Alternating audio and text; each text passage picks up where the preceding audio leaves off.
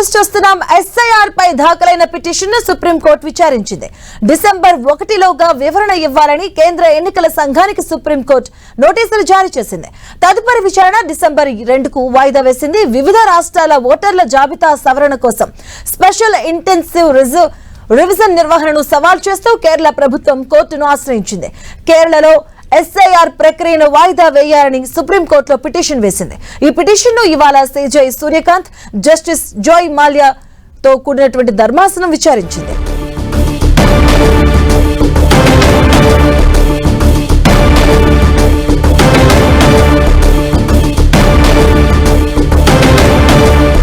ఇదే అంశానికి సంబంధించిన పూర్తి అప్డేట్స్ మా కరెస్పాండెంట్ గోపి అందిస్తారు. గోపి, మాధవి, వివిధ రాష్ట్రాల ఓటర్ల జాబితాల సవరణను కోసం తీసుకొచ్చిన స్పెషల్ ఇన్సెంటివ్ రివిజన్ నిర్వహణను నిలిపివేయాలంటూ కూడా ఈ సుప్రీంకోర్టులో పిటిషన్ దాఖలు అవ్వడం జరిగింది.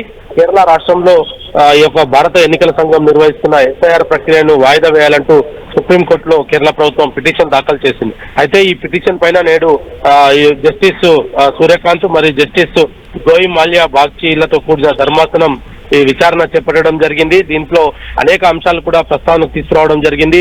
ముఖ్యంగా కేరళ రాష్ట్రంలో ఏదైతే స్థానిక సంస్థల ఎన్నికల తర్వాత ఈ ఎస్ఐఆర్ ను నిర్వహించుకోవచ్చు అంటూ కూడా కేరళ రాష్ట్ర ప్రభుత్వం సుప్రీంకోర్టు దృష్టికి తీసుకొచ్చింది. అయితే ఈ యొక్క ఈ ఎస్ఐఆర్ రివిజన్ కు అదే విధంగా ఇటు స్థానిక సంస్థల ఎన్నికలకు సంబంధం లేదు, దీంతో ఎటువంటి ప్రభావం ఉండదు అనేది కూడా కేంద్ర ఎన్నికల సంఘం సుప్రీంకోర్టుకు సూచించడం జరిగింది. అదేవిధంగా సుప్రీంకోర్టు ఈ యొక్క రాష్ట్రాల వారీగా జరుగుతున్న ఎస్ఐఆర్ లో అంటే ఏదైతే ఆ రాష్ట్రాల ఎలక్షన్స్ కి సంబంధించి రానున్న ఎలక్షన్స్ లో ఈ ఓటర్ల జాబితా సవరణ కోసం తీసుకుంటున్న చర్యలు, అదేవిధంగా ఎటువంటి అప్లికేషన్ ఫామ్స్ ని ఇప్పటికీ ఇటు ఆ పిటిషనర్స్ కి ఇవ్వడం జరిగింది. అంటే ఈ లోకల్ బాడీ ఎన్నికల్లో కాకుండా మామూలుగా ఎస్ఐఆర్ లో ఎటువంటి ప్రాతిపదికన ఈ యొక్క ఎస్ఐఆర్ ను నిర్వహిస్తున్నారన్న దానిపైన కూడా సుప్రీంకోర్టు ఎలక్షన్ కమిషన్ ని అడగడం జరిగింది. అయితే ఆ బిఎల్ఓల పైన కూడా అదన భారం పడదంటూ కూడా ఎలక్షన్ కమిషన్ ఒక క్లారిటీ ఇవ్వడం జరిగింది. అయితే ఈ యొక్క అంశాలపైన కూడా లిఖితపూర్వకంగా డిసెంబర్ 1 వరకు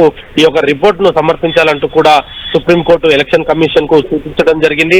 అయితే ఏ రాష్ట్రాలలో అంటే గత 20 సంవత్సరాలుగా కూడా ఇప్పటి వరకు ఈ యొక్క ఓటర్ల జాబితా సవరణ జరగలేదు. అనేక రాష్ట్రాలలో ఈ ఓటర్ల జాబితా సవరణ జరగకపోవడం వల్ల ఇంకా అనేక మంది ఓటర్లుగానే ఉంటూ ఉన్నారు. కొంతమంది ప్రాంతాన్ని వదిలి వెళ్ళిపోయారు, కొంతమంది చనిపోయారు. అటువంటి వారికి కూడా ఇంకా ఈ ఓటర్ల జాబితాలో తమ పేర్లు కనిపిస్తూ ఉండడంతో ఓటర్ల ప్రక్రియ అంటే నమోదవుతున్న ఓటింగ్ శాతము, అదేవిధంగా వాస్తవంగా ఉన్న ఓటర్ల సంఖ్య, వీటికి వ్యత్యాసం దీనివల్లనే వస్తుందన్నది కూడా ఈ యొక్క ఈ సందర్భంగా సుప్రీంకోర్టు దృష్టికి ఎలక్షన్ కమిషన్ తీసుకురావడం జరిగింది. వీటన్నిటిపైన కూడా విచారణ జరిపిన ధర్మాసనం డిసెంబర్ 2వ తేదీన మరోసారి వీటికి సంబంధించి ఆ పిటిషన్ పైన విచారణ జరుపుతాము. అలాగే దానికి సంబంధించిన వివరాలన్నింటినీ కూడా అఫిడవిట్ రూపంలో దాఖలు చేయాల్సిందిగా కూడా ఎలక్షన్ కమిషన్ ఆదేశించడం జరిగింది. Madhav, right, thank you Gopi.